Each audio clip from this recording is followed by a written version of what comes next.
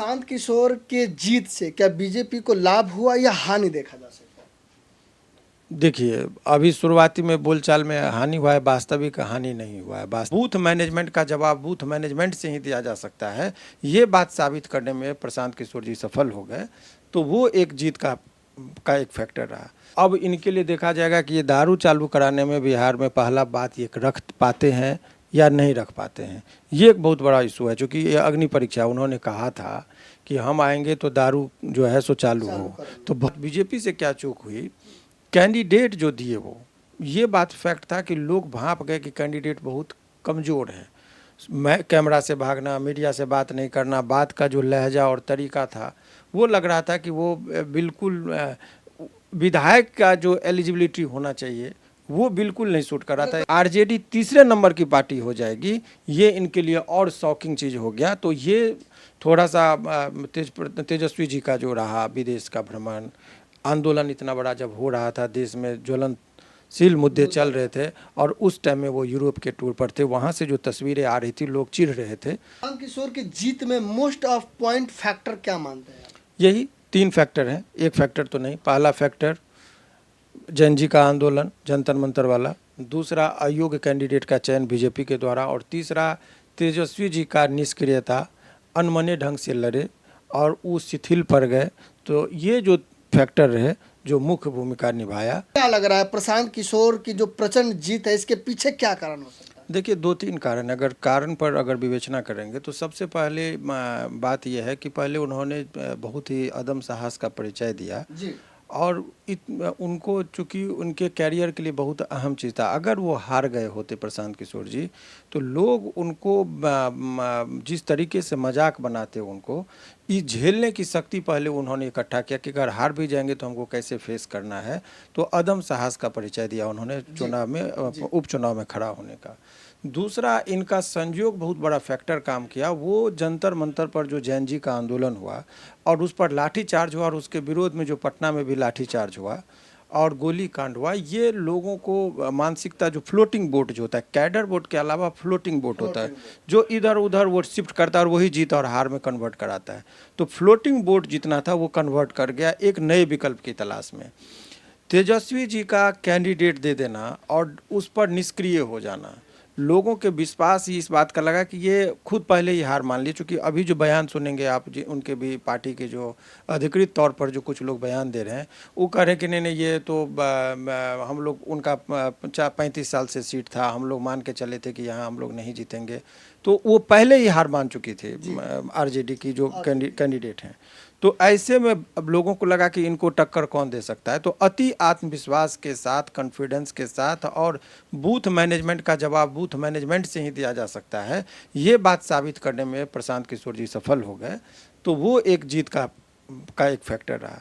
दूसरा, मुख्य विपक्ष की भूमिका में जो आरजेडी और तेजस्वी की पार्टी जो हमेशा से 40,000 वोट, जो पिछले बार भी 50,000 वोट इन लोगों को 40 से 50 के बीच में मिला था इनके कैंडिडेट को। तो अभी आप देखेंगे कि जो बीजेपी का जो 44,000 वोट आया है, वो परंपरागत तरीके से जो इनका वोटर है वो रहा, इनका साथ नहीं छोड़ा। अधिकतर वोट जो शिफ्ट हुआ है वो आरजेडी का, यानी कि यादव और मुसलमान का जो वोट था जन स्वराज में चला गया। इसके प्रमाण ये है कि मात्र आरजेडी के जो कैंडिडेट है 14,000 वोट पर अगर सिमट के रह गए, तो कहाँ 50,000 और कहाँ 14,000, तो इनका ही वोट शिफ्ट किया है। तो ये तेज प्रताप यादव ने भी समर्थन किया। तेज प्रताप जी का समर्थन का बहुत ज़्यादा असर हुआ है, ये कह देना थोड़ा सा ये है। लेकिन इतना चीज़ जानिए ना कि वो उसके असर तो हुए ही हैं, क्योंकि राजनीति में हर एक चीज़ का समीकरण होता है। तो ओवरऑल जितना फैक्टर था वो सारा फैक्टर इनके फेवर का हो गया प्रशांत जी का। और प्रशांत जी बहुत बेबाकी तरीके से, जैसे उनके कैंडिडेट को उठाया जाने लगा तो वो थाना पर भी चले गए, समर्थकों के साथ गए, बहुत आत्मविश्वास के साथ उससे जूझते भी रहे, इलेक्शन कमीशन को भी लड़ने की आवेदन देते रहे, वहाँ पर भी अपनी बात को रखते रहे। तो लगा कि एक विपक्ष के तौर पर वो सशक्तता के साथ बात को रख रहे थे। तो लोगों को कॉन्फिडेंस उन्हीं पर लगा कि इनको हरा कौन सकता है बीजेपी को यहाँ पर। तो फिर उनको जो विकल्प मिला वो। दूसरी और अहम बात, बीजेपी से क्या चूक हुई, कैंडिडेट जो दिए वो, ये बात फैक्ट था कि लोग भांप गए कि कैंडिडेट बहुत कमज़ोर है। मैं कैमरा से भागना, मीडिया से बात नहीं करना, बात का जो लहजा और तरीका था वो लग रहा था कि वो बिल्कुल विधायक का जो एलिजिबिलिटी होना चाहिए वो बिल्कुल नहीं सूट कर रहा था। कहीं ना कहीं ये कारण है कि बीजेपी हार का सबसे बड़ा फैक्टर हो सकता है। कारण कैंडिडेट का चयन में वो विधायक लायक कैंडिडेट नहीं दिया गया। अब इसके दो मायने हैं। भीतर की कहानी ये हो सकती है जो बहुत लोग दबे जुबां कर रहे हैं कि बीजेपी भी चाह रही थी कि ये जो तेजस्वी का धार को कम करने के लिए इनको उभारा जाए, तो प्रशांत जी के वजह से हो सकता है कि इनको वो ले आया हो कैंडिडेट के तौर पर कि भाई चलो एक इसको कहते हैं फ्रेंडली फाइटिंग। तो फ्रेंडली फाइटिंग जब होता है तो वो देखता है कि किनको जिता देने से दूर की राजनीति अच्छी होगी। तो प्रशांत जी आ गए तो विपक्ष में अब इनका चर्चा होगा, तेजस्वी का चर्चा डाउन होगा तो और कमजोर होंगे।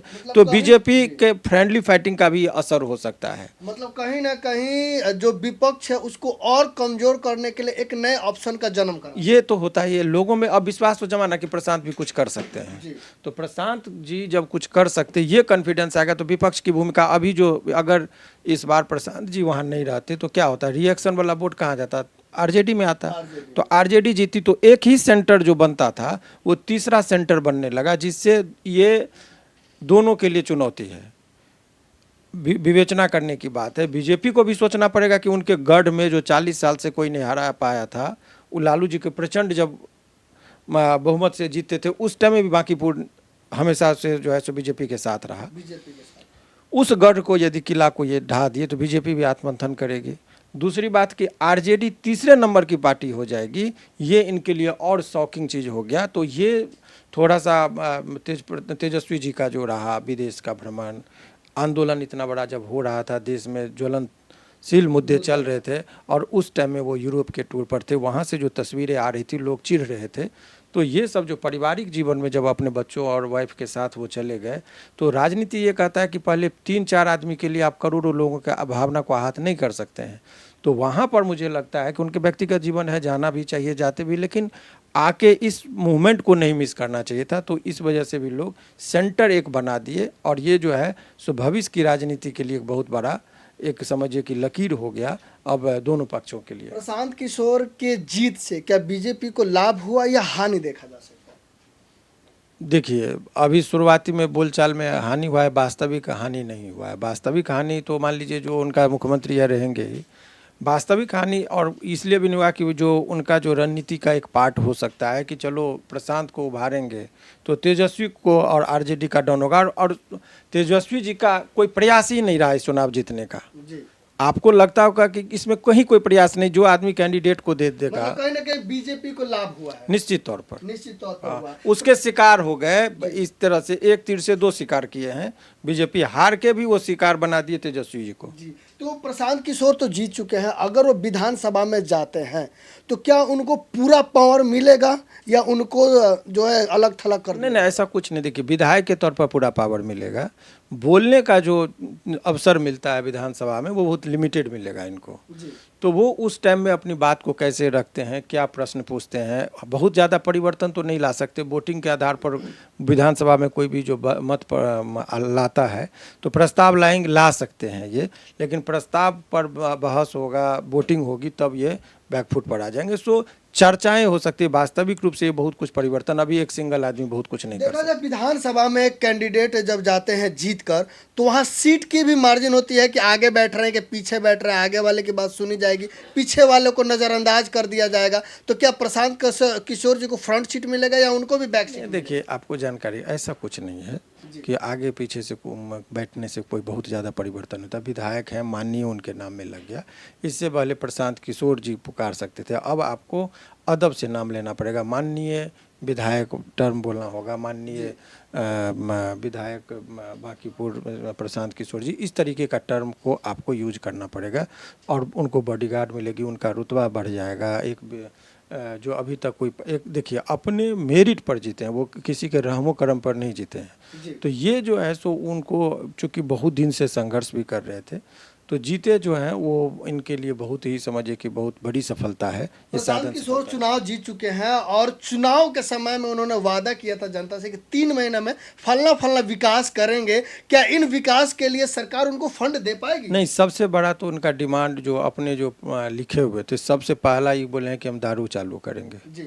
तो अब इनके लिए देखा जाएगा कि ये दारू चालू कराने में बिहार में पहला बात ये रख पाते हैं या नहीं रख पाते हैं। ये एक बहुत बड़ा इशू है, क्योंकि ये अग्नि परीक्षा उन्होंने कहा था कि हम आएंगे तो दारू जो है सो चालू हो, तो बहुत लोगों में उम्मीद है। हालांकि ये बहुत बड़ा इशू नहीं है, लेकिन जो जनरेशन जी जनरेशन जिसको कहते हैं, वो लोग भी इस ताक में है कि भाई दारू चालू होना चाहिए, क्योंकि लोगों का बहुत एक पियाकों का एक समूह है जो फ्रंट पे आके नहीं बोलता है, लेकिन अंदर से कामना करता है कि बिहार में दारू चालू होना चाहिए। तो इस पहला लोग डिमांड इनसे यही कर रहे हैं कि विधानसभा में पहला क्वेश्चन अगर पूछे ये, तो दारू बंदी जो है उसको दारू चालू पर बात कैसे रख पाते, प्रस्ताव लाते हैं कि नहीं लाते हैं, ये भी इनको एक बहुत बड़ा चैलेंज है। उपचुनाव में जीते हुए विधायक को फंड कैसे मिलता है विकास सामान्य फंड मिलेगा, और ये उपचुनाव का टेन्योर जो होता है जी। वो आज से 5 साल नहीं देखा जाएगा। जब ये विधानसभा भंग होगा, 1 महीना के लिए भी रहता है तो लोग को वो 1 ही महीना का टेन्योर देखा जाएगा। सो इनका कार्यकाल आज से 5 साल नहीं देखा जाएगा।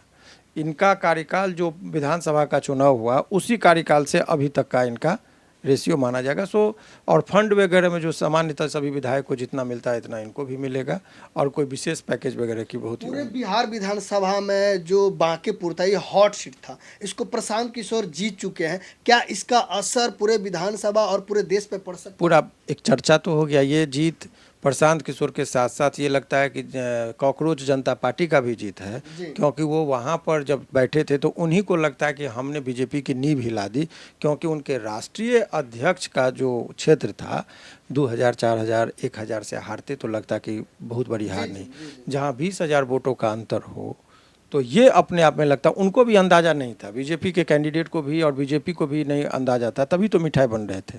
लड्डू कल के डेट में बन के तैयार था, रात में बहुत सारे गरीबों में बांटा गया, छुप के निकाला गया पीछे से। तो ये तमाम तरह का चीज़, तो अति आत्मविश्वास में थे ये। और एक जो कंसेप्ट था इन लोगों के मन में, एक जहन में, कि हमारी पार्टी से कुत्ता बिलाई को भी टिकट दे देगा तो जीत के आ जाएंगे कहीं से, इस भ्रम को भी जनता ने यहाँ पर तोड़ा है। तो ये एक बहुत बड़ा मैसेज है वोटर के द्वारा कि तुम अयोग्य कैंडिडेट को भेजोगे तो हम स्वीकार नहीं करेंगे। प्रशांत किशोर की जीत में मोस्ट ऑफ पॉइंट फैक्टर क्या मानते हैं? यही 3 फैक्टर हैं, एक फैक्टर तो नहीं। पहला फैक्टर जैन जी का आंदोलन जंतर मंतर वाला, दूसरा अयोग्य कैंडिडेट का चयन बीजेपी के द्वारा, और तीसरा तेजस्वी जी का निष्क्रियता, अनमने ढंग से लड़े और वो शिथिल पड़ गए। तो ये जो फैक्टर रहे जो मुख्य भूमिका निभाया इस चुनाव को जिताने में। सही बात कहा आपने। और जितने हमारे दर्शक देख रहे हैं, आपको क्या लगता है प्रशांत किशोर जी के इस जीत को लेकर, आप कमेंट करके जरूर बताइएगा और इस वीडियो को शेयर कर दीजिएगा। मैं सुनील कविराज और आप देख रहे हैं इंडियन टाइम्स न्यूज़।